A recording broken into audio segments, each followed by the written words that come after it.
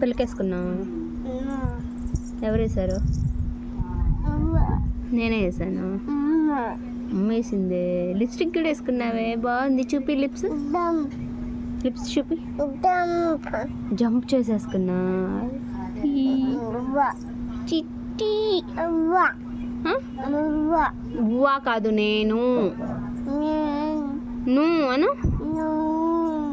కావాలి లీ అమ్మ నాన్న అక్క